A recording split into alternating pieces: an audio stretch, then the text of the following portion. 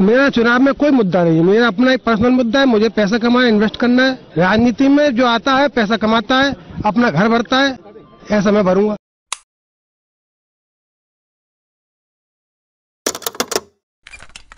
देश का सबसे ईमानदार नेता कौन? तो बड़ा मुश्किल सवाल है, मतलब नेता भी हो और ईमानदार भी हो, बहुत मुश्किल सवाल। पार्लियामेंट के 643 मिनिस्टर्स में से 47% के अगेंस्ट क्रिमिनल केसेस दर्ज हैं, जिनमें से ऑलमोस्ट 27% तो वो हैं जिनके अगेंस्ट फाइल्ड हैं किडनैपिंग, मर्डर और क्राइम अगेंस्ट वुमेन।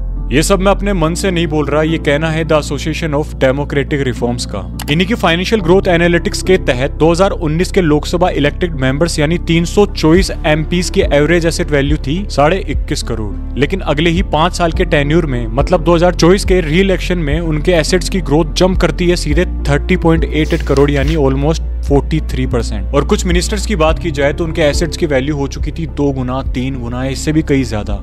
ध्यान रहे ये सिर्फ एसेट्स की यानी संपत्ति की बात हो रही है, कोई इन्वेस्टमेंट की बात नहीं हो रही है कि 5 साल में उनका प्रॉफिट आ गया था 43%। बात अगर पुरानी करूं तो पकड़ लेते हैं बिहार के लालू प्रसाद यादव को। 1996 का चारा घोटाला। ट्रेजरी के पैसों से चारा खरीदा गया पर खाया किसी और ने। दरअसल उन्हीं पैसों से लालू जी ने अपनी जमीनें खरीदी, अपने एसेट्स बनाए और राजनीति चमकाई, बड़े बड़े नेता और ऑफिशियल्स को अपना अपना हिस्सा बांटकर। जो अरेस्ट होते हैं जाकर 1997 में और 2013 में उनका पहला कन्विक्शन होता है। फिर तो 2017-18 में कई सारे केसेस और कन्विक्शन। आज के टाइम पर बेल पर बाहर है। रेलवे की डी ग्रुप की वैकेंसीज के नाम पर पैसा ना लेकर उन्होंने लिया था जमीनें अपने रिश्तेदारों के नाम के ऊपर, जिसे नाम दिया गया था लैंड फॉर जॉब्स। जो केस आज तक उनका पीछा नहीं छोड़ रहा। तमिलनाडु की जयललिता 1991 से 96 के एक टेन्यूर के अंदर उन्होंने अपनी 9 करोड़ के एसेट्स को बढ़ाकर कर दिया 74 करोड़ के एसेट्स। गोल्ड, शेल कंपनीज और प्रॉपर्टीज सब एविडेंस बन के रह जाते हैं 2014 के अंदर, जब उन्हें होती है 4 साल की जेल और 100 CR का फाइन। 2015 में जाकर अक्विट होती हैं, लेकिन सुप्रीम कोर्ट उन्हें कन्विक्ट कर देता है फिर से। उनकी डेथ के बाद भी जजमेंट लिखा गया गिल्टी। पावर ने उन्हें अमर बना दिया पर कानून ने उन्हें बख्शा नहीं। कर्नाटका के KGF गली जनार्दन रेड्डी इलीगल आयरन और एक्सपोर्ट से हजारों करोड़ों कमाए, लेकिन 2011 की एक रेड के अंदर मिलते हैं गोल्ड थ्रोन्स, हेलीकॉप्टर्स और करोड़ों के एसेट्स, जिस पर उन्हें अरेस्ट कर लिया जाता है। और अब 2025 में जाकर कोर्ट ने उन्हें 7 साल की सजा सुनाई। कुल मिलाकर 884 करोड़ का लॉस किया था पब्लिक का। ये नजर में तब आते हैं जब इन्होंने शादी में 500 करोड़ खर्च कर डाले थे। झारखंड के एक्स CM मधु कोडा एक इंडिपेंडेंट MLA से CM बनने तक का सफर, फिर माइनिंग और कोल ब्लॉक अलॉटमेंट के नाम पर 4000 करोड़ की लूट। जिनके पास पाई जाती है अफ्रीका में mines, foreign hotels, Mumbai flats, सब कुछ एक्सपोज हुआ। और 2017 में जाकर उन्हें 3 साल की सजा मिली। डिस्क्लोज होता है कि एक गरीब प्रदेश का पैसा पहुंच जाता है फॉरेन अकाउंट्स में इस CM के थ्रू। ये फॉरेन अकाउंट और इनमें ढेर सारा पैसा। अभी तक की सारी स्टोरियां तो हमें ये बताती है कि पॉपुलेशन का स्केल क्या है, लेकिन अब जो कहानी हम शुरू करने वाले हैं वो शुरू होती है एक वादे से। ये जो चोर लुटेरों के पैसे विदेशी बैंकों में जमा है ना, उतने भी हम रुपये ले आए ना, तो भी हिंदुस्तान के एक गरीब आदमी को मुफ्त में 15-20 लाख रुपए यूं ही मिल जाएगा। जिस दिन भारतीय जनता पार्टी को मौका मिलेगा, एक पाई हिंदुस्तान की वापस लाई जाएगी। दरअसल 2014 के इलेक्शंस में नरेंद्र मोदी जी ने एक प्रॉमिस किया था कि बाहर के बैंकों से ब्लैक मनी लाएंगे और हर भारतीय के अकाउंट में 15 लाख आएंगे। 11 साल हो गई, ना मेरे में कुछ आया ना आपके अकाउंट में कुछ आया होगा। चलो बात करते हैं कि ये संभव क्यों नहीं हो पाया।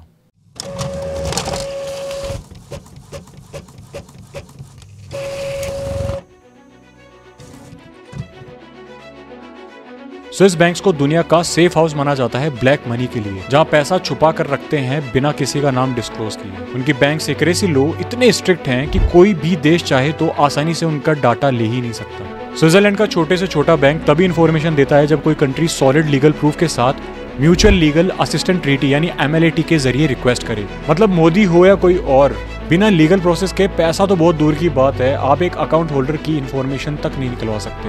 हालांकि इंडिया के पास ऐसे कानून तो है जैसे black money act 2015, prevention of money laundering act और डबल टैक्सेशन अग्रीमेंट्स, पर हर केस में सबूत चाहिए, जैसे पैसा किसने भेजा, कब भेजा, किसके थ्रू भेजा और इसका पर्पस क्या था। और अगर प्रशासन ये प्रूफ दे भी डालता है तो कोर्ट्स और फॉरेन एजेंसी जब तक ये चीजें वेरीफाई नहीं करती तब तक अकाउंट से पैसा आना तो दूर की बात है, फ्रीज तक नहीं होता। तो अब 2015 के ब्लैक मनी एक्ट के अंदर ये चीजें रिटर्न थी कि छुपे हुए पैसे मिलने पर 30% टैक्स प्लस 90% की पेनल्टी, लेकिन ग्राउंड रियलिटी ये थी कि 2015 के कंप्लायंस विंडो में 684 डिस्क्लोजर्स आए, यानी कंप्लेंट्स दर्ज हुई, जिसके 10 साल बाद यानी 31 मार्च 2025 में 35,000 करोड़ की टैक्स डिमांड ड्राफ्ट की गई थी, जिनमें से रिकवरी हो पाई सिर्फ 338 करोड़, यानी 1% से भी कम। बाकी सब केस इंडियन कोर्ट या फॉरेन अथॉरिटीज के फाइल्स में अटके पड़े हैं। अब बहुत लोगों का ये मानना है कि मोदी जी चाहे तो पैसा ला सकते हैं, एक रूलिंग पार्टी चाहे, देश की गवर्नमेंट चाहे तो पैसा वापस ला सकती है, लेकिन ऐसा नहीं है।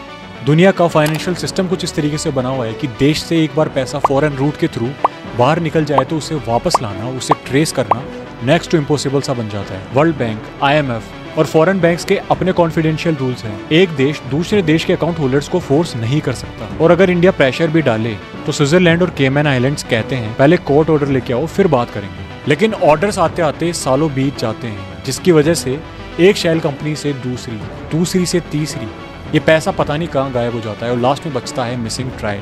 जितना बड़ा ये प्रॉमिस था उतना ही मुश्किल था इसे पूरा करना, खास करके जब इन्वेस्टिगेशन या केसेस अपने ही नेताओं तक पहुंच जाते हैं तो पॉलिटिकल विल भी थोड़ी धीमी पड़ जाती है, इन्वेस्टिगेशन थोड़ी स्लो हो जाती है, और ये सिस्टम जो खुद करप्शन के पिलर पर टिका हो उससे करप्शन मिटाना थोड़ा मुश्किल है। दरअसल पावर और पैसा एक ही चक्रव्यूह का हिस्सा है, इसलिए पॉलिटिकल वादे जो किए जाते हैं कि हम ब्लैक मनी वापस लेकर आएंगे सिर्फ स्लोगन बन के रह जाते हैं। भाई इतना बड़ा हिंदुस्तान में 125 करोड़ जनता को बेवकूफ बना के कोई बंदा प्रधानमंत्री बन जाता है तो उसमें कोई ना काबिलियत तो होगी जनता को बेवकूफ बनाने की, तो मैं भी बेवकूफ बनाऊंगा। लेकिन सिर्फ बाहर के बैंक से क्यों, एक बार के लिए मान लेते हैं कि वहाँ के रूल्स रेगुलेशन सेक्रेसी के चलते हम पैसा आसानी से उनसे नहीं ले सकते, लेकिन जब घोटाले पकड़े हमारे देश के अंदर जाते हैं तो हमारी सरकार क्या उखाड़ लेती है। प्रफुल्ल पटेल इंडिया के 111 एयरक्राफ्ट प्रोसिक्योरमेंट स्कैम और 2017 के एक करप्शन केस में इनका नाम आता है, लेकिन 2023 में बीजेपी लेड NDA ज्वाइन करने के बाद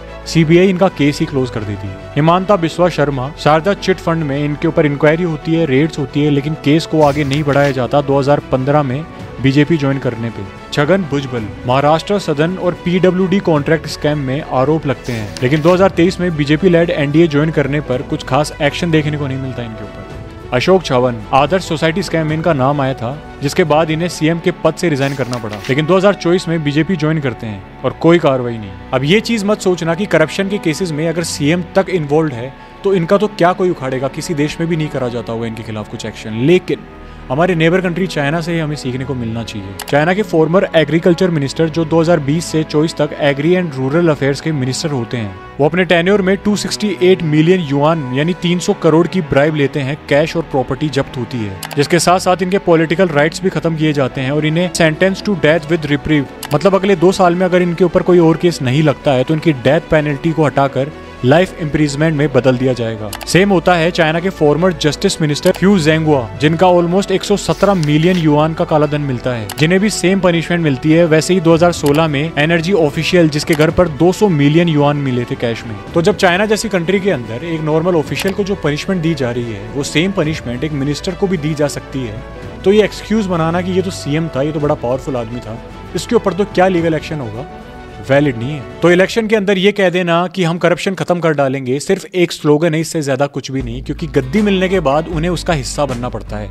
ये सिस्टम ही कुछ ऐसा बना रखा है सबने। तो ब्लैक मनी को हमारी कंट्री में वापस लेकर आना इज नेक्स्ट टू इम्पॉसिबल। इसे मैं एक एक्सक्यूज मानता हूँ, क्योंकि ये प्रोसेस एक लीगल, डिप्लोमेटिक और मोरल बैटल है जो हम अभी तक तो हार रहे हैं। मोदी सरकार भी आए, नए लॉज भी आए, नए स्लोगन्स भी बने, लेकिन पैसा नहीं आया। शायद समझना पड़ेगा कि करप्शन एक पार्टी नहीं बल्कि एक पूरा इकोसिस्टम है, जहां पैसा, पावर और पॉलिटिक्स एक ही जाल के 3 कोने हैं। तो जब तक सिस्टम करप्शन से बाहर नहीं निकलेगा तब तक स्विस बैंक जैसे सिंबल बनकर रह जाएंगे और ब्लैक मनी रिकवरी सिर्फ एक जुमला। लेकिन होप खत्म नहीं करनी। अगर हम चाहें तो एक अकाउंटेबिलिटी तो बना सकते हैं। इलेक्शन एफिडेविट डाउनलोड करो, नेताओं के एसेट्स ट्रैक करो, राइट टू इन्फॉर्मेशन यानी RTI के थ्रू कोर्ट ऑर्डर स्टेटस मांगो, और सोशल प्लेटफॉर्म्स पर बड़े बड़े इंस्टीट्यूशंस के खिलाफ आवाज उठाकर हम ट्रायल्स को थोड़ा फास्ट कर सकते हैं और प्रोसेस को ट्रांसपेरेंट, क्योंकि जब पब्लिक मेमोरी लंबी होगी तभी नेताओं की इम्यूनिटी टूटेगी।